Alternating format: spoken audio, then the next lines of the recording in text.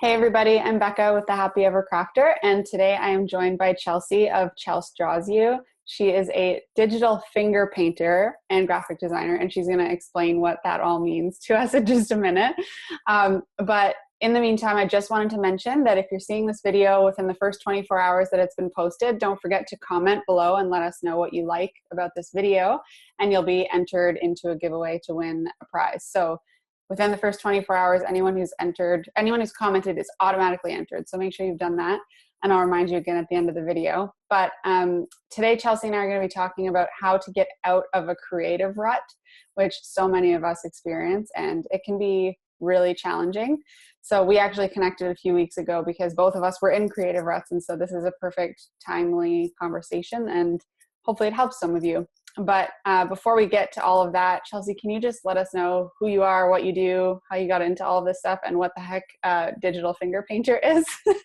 Sure. So I started my Instagram account about 4, maybe 5 years ago. Basically, I was testing out apps on my iPhone, and I was eventually going to buy an iPad and use a stylus. So I was just downloading apps, testing it out with my finger. And I quickly realized I was good at it. I didn't actually need to go out and buy a stylus or an iPad. So I started drawing celebrities, my friends, and I made an account just kind of make myself accountable for my art. I wanted a hobby really badly, and this seems like a great way to keep me doing it. So yeah, celebrities started commenting and liking, and then I grew my followers really quickly because back then the algorithm was completely different, and I grew really quickly. People started asking if I did wedding portraits, family portraits. So I started taking on commissions. I built a Shopify store, and now I do that full time since last May. So it's almost been a year. So before that, what were you doing? I was a graphic designer full time. And how long were you side hustling? I was side hustling for about a year and a half, I'd say, before that. It started out slow, and then I was waking up at like 5 a.m. before my full-time job, and then I was working afterwards until like midnight, and I basically was about to burn out. So I was like, enough's enough. I'm going to try this full time. That's why is exactly why we're here talking about creative ruts and not having creative energy. So I think the easiest, and I remember hearing people talk about this when I was starting my business, and I started it very similar to you, where I was doing it on the side and I just wanted a hobby and all this stuff. And I remember when I started listening to business coaches and podcasts and all that kind of thing, I remember someone saying to be really careful about using a hobby that you love to turn into a business, because things change when you turn it into a business and you're not just doing it for yourself anymore. So like the love can kind of disappear a little bit there. So as someone who has been doing your side or this full time, did you say for about a year now? Almost a year. At the end of May, it'll be a year. Yeah. So as someone who has been like you've now gone through pretty much every month of the year, and you can say that it's almost been a year. Did you find that when you changed it from a hobby to a business that it really changed the passion for you?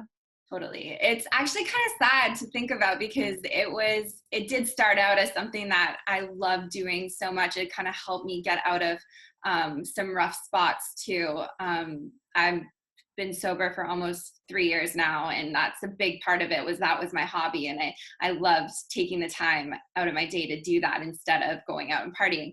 Now that it's my business, it's kind of taken that joy out of it a little bit, because it's all I can think about is are my clients happy?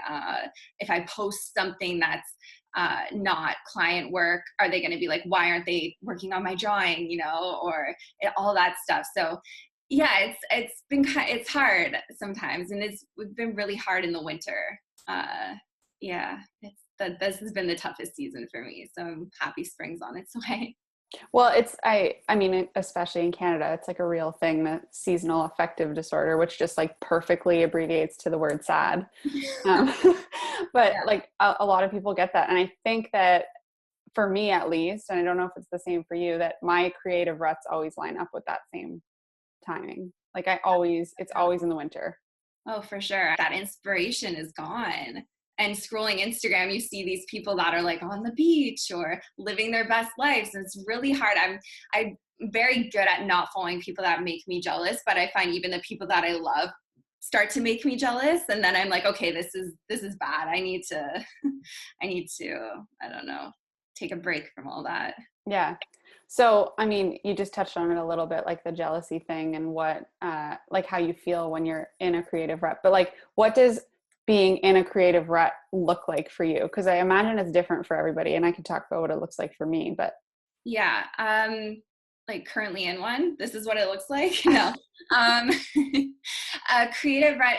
I don't have the inspiration to draw for myself anymore. I used to be on Instagram, and when I first started, I'd see a picture that I just loved, and it was a lot of fashion stuff. It was anything that kind of sparked a little bit of joy in me. I would want to draw, and I would want to share with people, but I've kind of lost that a little bit. So I have to make sure I do things that get me back into that mindset. And I'm still figuring out what those are, but I know some ways. So do you find like you still have the drive to do your client work properly, or does it affect that stuff too? Like you said that your creative ruts mean you don't want to draw for yourself, but do you find it difficult to get your actual work done too? Yes, I suffer from ADHD too. So it really goes hand in hand with some depression too. Like, and I find that when I'm in a creative rut, it's harder for me to plan my weeks, and I start procrastinating and doing everything last minute. And I pride myself on making sure every piece is as perfect as it can be. But I find I'll take longer, and it will be like, I'll focus in on something that normally I would just be like, no, this is fine. It's good. But yeah, it's funny. I definitely tend to procrastinate and take a little bit longer, which I hate to do. And I should know better by now, but it still happens. It happens to everyone. Like my creative rut sounds like it's a little bit different to yours too. Because I mean, you have standard orders coming in, you know what you're going to be producing, and you know when you need to have them done by. Whereas for me, a lot of the stuff that I do is very like, I have to be the one to drive myself to do it. I'm going to film a tutorial or something. Like there's no deadline for that. I have to do it myself. Yeah. And if I'm not feeling creative, just the thought of sitting down and talking about being creative makes me like anxious. Like, right.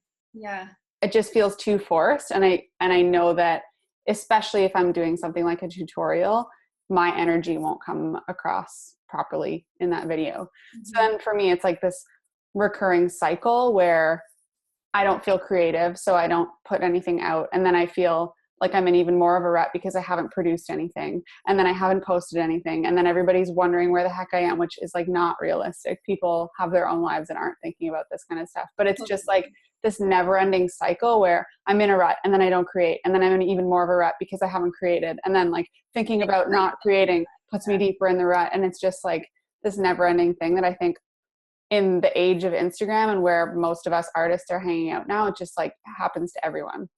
For sure. Yeah. I find like you're a little bit luckier than I am, because I am finger painting on my iPhone. So my phone is constantly in my hand. I just like, it's not like I'm at a desk and I have markers and I have paper, and it's just like my phone, I don't care. It's like my phone is in my hand. So I'm like, I turn on airplane mode for most of the day. My family hates it. My friends are like, can I ever get a hold of you? Like, it's because I can't concentrate. Like I need to be in airplane mode, but it's not glamorous. Like it really is sometimes a creative, like actual rut. Like you feel like you're a mess, and yeah. So before we got on this call, Chelsea and I both came up with a couple of the ways that we each get out of our own creative ruts. And I think that like they're probably going to turn into a bigger conversation. So maybe we should just jump right in and start going through our tips. So, and I know that you just touched on one of them, which was that your phone is always in your hand. So maybe I'll let you jump into that one first. Yeah. So because my phone is always in my hand, I try to make time so I don't have my phone with me. I will force myself to leave it at home, even if it's just going to get like a meal with my boyfriend, or if I'm going to hang out with my friends. I try to keep my phone away or even leave it at home. One of my favorite things to do to like spark that creativity again is go see a movie, because you're forced to turn it off unless you're like kind of a jerk and you're playing on your phone in the movie theater, which I hate. I will tell that person, turn it off. But yeah, it's just, movies are art to me. And sitting there in the theater, you got your popcorn, it's like such good energy. I always feel like reinvigorated when I come out. And yes, that's definitely one of my tips, is to. So whatever in anybody else's life is similar to that movie, like something that makes you completely forget I remember seeing a quote at one point. It was like, do more of what makes you forget to check your phone. And I was like, oh my God, I relate to that. Like that is a quote that I will put on my wall. Yeah. And actually, I think I wrote it down as a note in my phone just to remind myself every once in a while. Like, and those days where, and if you think back to them, like you probably can think of a couple recently where like those days where you actually forgot to check your phone are the best days ever. Absolutely. And you feel guilty for about 5 minutes until you realize how happy you were that day and that all of those things could wait till tomorrow. Oh, like definitely. Yeah. But it's really hard to do. Yeah. So for me, one of the more like art related things that I do if I'm in a creative rut, so this would be our second tip, would be to do something completely different. And oftentimes I find like, and so you could take that two ways. It could be like, try something with different tools, or like, paint instead of drawing or something like that, if you're trying to stay in a creative place. But for me, if I'm in a creative rut, like I said, just the thought of doing anything creative really stresses me out. And I just don't want to be in a studio with art supplies around me, because I can't, now that and this is kind of a total separate topic, but now that art is my business, I feel like everything I create that is a little bit of art should be shared. It's like an opportunity that I'm going to miss if I do something for myself and don't post a picture of it, which is so stupid. Like people don't need to see all of my stuff, but it's like every time I create something, I'm like, oh, that's an opportunity for content. Like that's an easy opportunity. I should post a picture of it. Our brains are like rewired to think this way. It's crazy. Yeah. Even if it's like something crappy, I'm like, oh, that's an opportunity to make a story about it. Like it's just too much. And so I try and especially separate myself just fully from art so that I don't have anything that I should be posting about. So whether it's like learning a totally new hobby or a new sport or a new, like, I don't know, learn how to edit videos or like something that doesn't require me to physically put an art supply in my hand and do something that I could post on Instagram. My thing is trying to get away from the computer screen and the Wi-Fi. I feel like I can feel it in my bones sometimes. Like that's how much I'm like plugged in, that really stepping away. Lately I've been like interested in maybe taking like an improv class or just something completely different, just to kind of like take my mind off of things. And I feel like when you're doing something that's completely different to your business, it will really help it. It can help you in different ways. Like just. Well, and it's not just that you're getting away from what you normally do, but it's like opening up a different creative part of your brain. So, I mean, improv is a really good example because that's a super creative thing, but even just learning a new skill that forces you to go back to the start and feel like a beginner and like not be the master at whatever you're doing. It takes all the pressure off. It's like, I'm never going to share with somebody how bad I am at this thing. Like it just takes off the pressure of feeling like you have to tell somebody about it, Yeah, definitely. Yeah. Okay. So point 1 was do something that makes you forget your phone. Point 2 was do something completely different. And then what would be your next one? I'd say getting out in nature is super inspiring. In winter, it's really hard for me because I do not do any outdoor sports.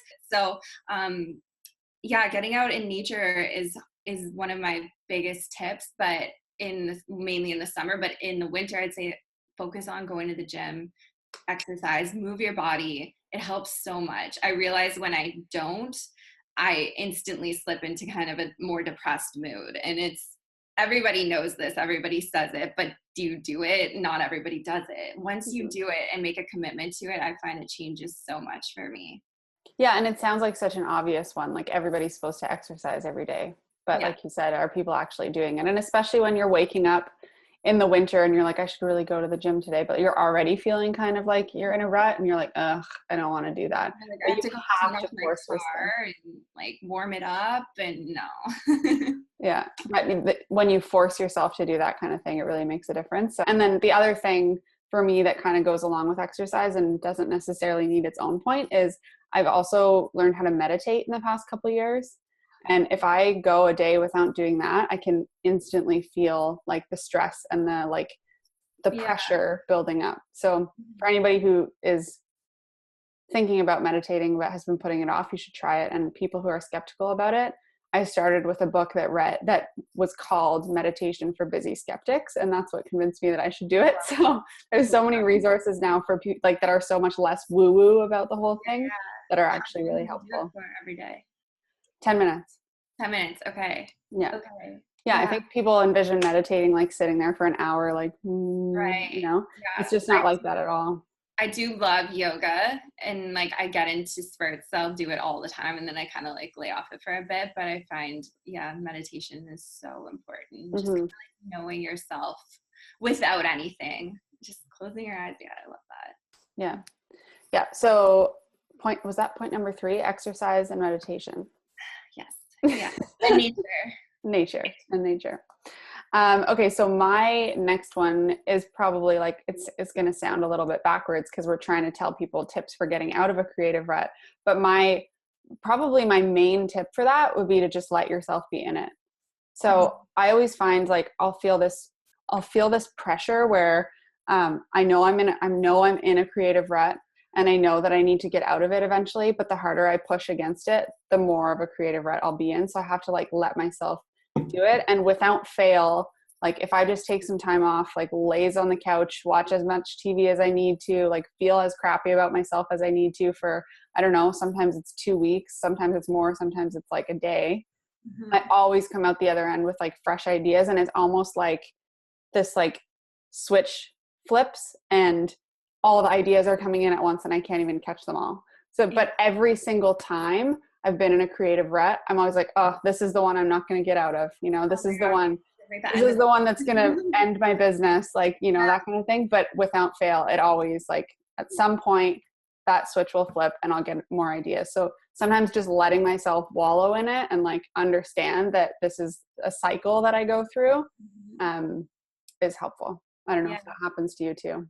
No, it definitely does. And I find so for Christmas, for example, I am so crazy busy for Christmas with portraits.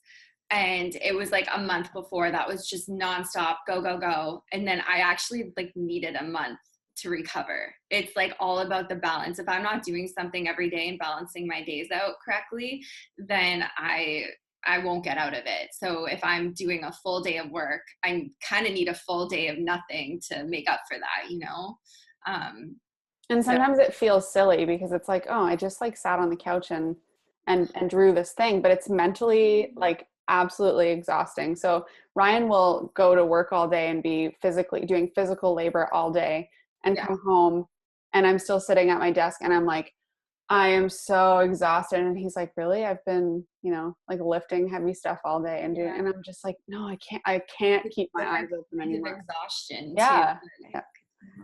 Okay. So that was my next thing was don't fight it. What was your next one? I find going on a platform that's not Instagram, Pinterest is my favorite. I find it's more personal. You can make boards that are hidden, so you're not making it for anybody else, and just the fact that you can pin things for yourself that inspire you without having the pressure of people seeing it, that will spark something in me. Like I know I'm telling people now, but I have a board that's like it's called drawing, and I just post things that I could potentially draw. So when I do get that spark to draw for myself again, I know that's there and I can go back and just see things that inspire me. I find that really helps. I think that that'll be an interesting point, whether or not people agree with it or not, because I honestly, from my perspective, that would stress me out more. Like I would look at it and be like, oh my God, that person could do that. Oh, that's a really good post idea. I should and then I don't want to be anywhere near art stuff. So I just like, it would make me have more of a meltdown, I think. But first, like like I said, these tips won't all be perfect for everybody. So I think For sure. it would And probably it's not even art that I'm posting. It'll be like a picture of the ocean. It'll be more like abstract things that just kind of spark something in me. Yeah. But yeah, no, I can totally see how that would. It really depends what your Pinterest feed is full of too, right? yeah. Like if Mine's you're business stuff. Mine's okay. like So it's all calligraphy and lettering and tutorials. And then I look at it and I see, oh, that person did a really good tutorial on like 5 ways to choose a brush pen. And I'm like, damn it, why didn't I ever do that tutorial? And then it's just like constant. right. It's the comparison trap, which is we should have a whole other episode on the comparison trap. But okay, so I think we're on the last one. We're on my last point. And my last one would be to make yourself accountable somehow. My way of doing that is publicly. Like I'll tell people in my Facebook group, or I'll tell people on Instagram, like I will do this, or a new video will be released on Friday or something. And I give myself a public deadline. So that even if I really am not feeling inspired, I will make myself get that done. And I think that might apply more to people who are doing it as a business. Yeah. Whereas if it's something that you're just doing for yourself as a hobby, you don't necessarily need a deadline for things. But I find that will snap me out of it if I'm just like wallowing a little too long in that creative rut and I need to actually get work done. Yeah. I think that helps me with having my Shopify store and my orders. I know what my deadlines are. So I definitely get that side of it. Like when you have a deadline, like you need to make it right. But on Instagram for me, it's kind of the opposite. I've learned my lesson in telling people that I'm going to be doing March Meet the Maker or whatever, because I just don't have the energy to do every day. And if I don't do it, I'm going to feel extra bad. So I've learned to just kind of not do those things anymore. Yeah, see, that's some people thrive on it and some people don't, and that's well, yeah, see, that's how like your Pinterest strategy wouldn't work for me. My accountability strategy wouldn't work for you.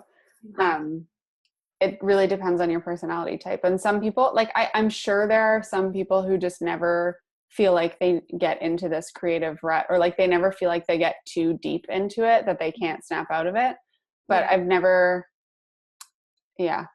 gone more than a couple months without hitting like a bump where I don't want to do any work. Oh, same. Yeah. Every once in a while when I'm like deep in these creative ruts and I feel like I'm never going to get out of it and my business is going to crumble, I'm like, oh my God, I wish I could just like have a 9-to-5 job. And it sounds so like a first world problem because everybody who has a 9-to-5 job is like, wow, you're so lucky. I know. But I never had one of these like moments when I had a 9-to-5 job where I thought I was going to lose my job because I wasn't feeling creative. You know, it was just like, you have a job, you have to get the thing done. But now it's like when you're in charge of your own like creative destiny, you know, like it can be really challenging. Oh, for sure. It is 10 times more stressful than my 9-to-5 job was. And it's crazy because I could sleep in if I want. I can stay up late. I can work when I want, work from anywhere. And people are like, you have the best job ever. And I'm like, no, like you don't understand the mental side of it. Yeah. So hopefully those tips can help people who might be in that creative rut. And even if it's not part of your business and it's just like you feel like you haven't created anything in a while, I think some of those tips can apply in either scenario. So yeah, I mean, the creative rut, like it happens. Like I don't think we're meant to be creative all of the time. And it's okay to just, like you were saying, sometimes you just lie on your couch and binge watch TV. Like that is one of my favorite things to do when I'm in a creative rut. But it does sometimes kick you in the ass a little bit and you're like, you'll snap out of it and be like, okay, I'm ready to not lay on my couch anymore. Like, it's done. Yeah. Cool. So where can people find you? Instagram at Chelsdrawsyou. Chelsdrawsyou.com is my Shopify store. And I'm also on Facebook, Chelsdrawsyou. Cool. Well, thanks so much, Chelsea, for coming on. And reminder to everybody who's watching to make sure you've commented below in the next 24 hours to get into the giveaway. And the winner will be announced on next week's video. So thanks again, Chelsea, and we will see you guys later. Thanks. Bye. Bye.